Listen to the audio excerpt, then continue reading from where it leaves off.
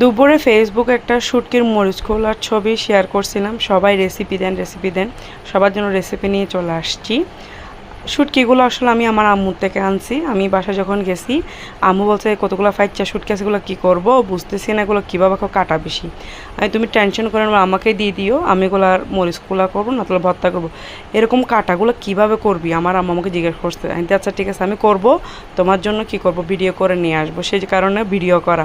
প্রথমে ভালো করে পরিষ্কার করে ধোয়ার পরে এগুলো আমি তেলে ভুনে নিছি। ভুনার পরে মাছগুলো আলাদা হয়ে গেছে, কাঁটাটা আলাদা হয়ে গেছে।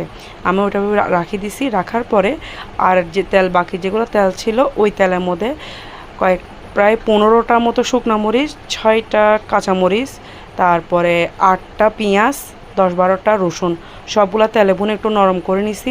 নেওয়ার পরে ব্লেন্ডারের জন্য অনেকক্ষণ ওয়েট করছি, কিন্তু কারণ ছিল না, সেজন্য কারণ ব্লেন্ডার করতে পারিনি। ব্লেন্ডার করলে কিন্তু এটা আর একটু সফট আর একটু মসৃণ হবে। আমি পাটায় বাটছি, ভালো করে বাটতে পারিনি। তারপরে সরিষার তেল গরম করে সরিষার তেলের মধ্যে বাটাগুলো সবগুলো দিয়ে দিছি। দেওয়ার পরে একটু কষে আসলে তারপরে এখানে আস্ত কিছু রসুন দিছি। রসুনটা হচ্ছে অপশনাল, আমি রসুন খেতে পছন্দ করি, যার কারণে রসুনটা দিছি। আপনারা যদি রসুন খাইতে না চান বা পছন্দ করেন না তাহলে রসুনটা বাদ দিতে পারেন। তারপর এখানে কিছু শুকনো মরিচ দিছি, মরিচের গুঁড়ি, তারপর একটু হলুদের গুঁড়ি, আর একটু স্বাদ বাড়ার জন্য দিছি একটা ম্যাজিক মশলা। ম্যাজিক মশলাটা অপশনাল, যদি একটু স্বাদ বাড়াতে চান তাহলে একটু করে ম্যাজিক মশলা দিবেন। আর বলতেছেন না আমার ম্যাজিক মশলার টেস্টটা ভালো লাগে না, অনেকজন থেকে ভালো লাগে না, যার কারণে বাদ দিতে পারেন। আর একটু হালকা লবণ দিছি। তারপরে মরিচগুলো একটু মশলাটা কষানোর জন্য একটু করে পানি দিছি।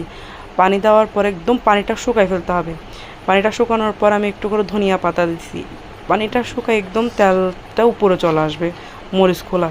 তারপর হয়ে গেলে বাটিতে করে নিয়ে ফেলছি। একদম দেখছি একদম পানি শুকনা তেল তেল ভাব। এভাবে হয়ে আসলে তাহলে বুঝতে পারবেন আপনার কি শুটকির মরিচ খোলা রেডি। আর আমি ভয়েস ওভার দিচ্ছি, আজান পড়তেছে, সবাই ক্ষমা দৃষ্টি দেখবেন। আর কথা বলতে পারতেছি না আসলে।